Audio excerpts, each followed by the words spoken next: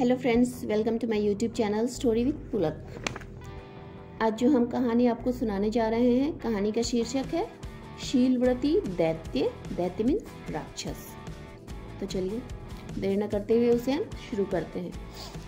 प्राचीन समय में हिमालय की तराई में एक साधु रहते थे, जिनका उपदेश सुनने एक दैत्य भी आता था। किंतु दैत्य अपनी दानवी प्रवृत्ति के कारण राहगीरों को लूटता और उन्हें मारकर खा जाता था। एक बार उसने काशी के एक धनी सेठ की पुत्री और उसके अनुचरों की सवारी पर आक्रमण कर दिया। उस राक्षस को देखते ही कन्या के सारे अनुचर अपने अस्त्र शस्त्र छोड़ भाग खड़े हुए। सेठ की कन्या को देखकर दैत्य उस पर मुग्ध हो गया और उसने उसकी हत्या कर खाने का विचार छोड़ दिया और उसके साथ विवाह किया। और इस डर से कि वो सुंदर कन्या कहीं भाग न जाए, वह उसे एक संदूक में बंद कर देता और फिर वह संदूक को निगलकर अपने पेट में छुपा लेता। एक दिन वो राक्षस आकाश मार्ग से उड़ता हुआ साधु बाबा से मिलने जा रहा था।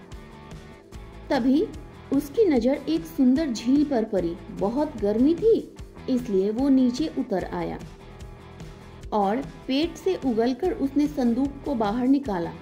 फिर संदूक को खोलकर उस कन्या को बाहर निकाला और उसे जलाशय में स्नान आदि करने के लिए छोड़ दिया, ताकि उसे भी गर्मी से मुक्ति मिले। मुक्त होकर कन्या जलाशय के किनारे विचरण करने लगी।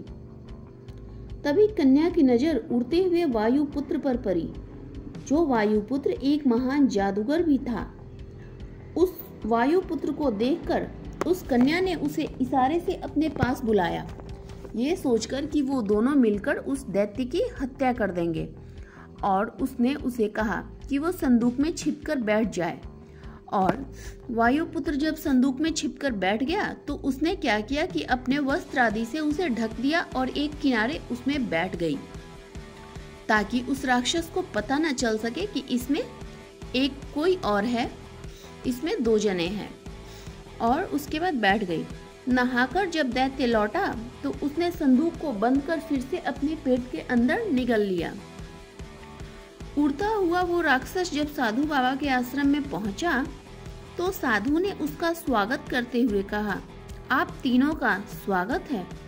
साधु की बात सुनकर दैत्य चौंक गया, क्योंकि वो नहीं जानता था कि कन्या और उसके अतिरिक्त कोई तीसरा भी उसके साथ था। साधु की बात सुनते ही उसने संदूक को पेट से बाहर निकाला। संदूक खोलते ही वायुपुत्र संदूक से बाहर निकला। उस समय तक वह अपनी तलवार म्यान से पूरी तरह खींच भी नहीं पाया था। दैत्य तेजी से पीछे हट गया।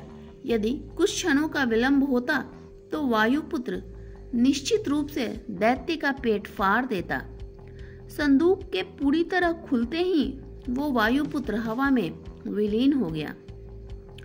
साधु के वचन व ज्ञान को सुनने के कारण चूंकि दैत्य की जान बच गई थी, इसलिए उसने साधु का धन्यवाद ज्ञापन किया। साधु ने तब उसे शीलवान बनने की शिक्षा दी और उस कन्या को भी मुक्त करने का परामर्श दिया। साधु से शिक्षा प्राप्त कर उसने उस दिन के बाद से शीलव्रती दैत्य बन गया और कन्या को मुक्त कर दिया और उसे उसके पिता के घर सुरक्षित पहुंचा दिया और क्षमा याचना भी की। कहानी तो यहीं पे खत्म हो गई। और कहानी से सीख क्या मिली?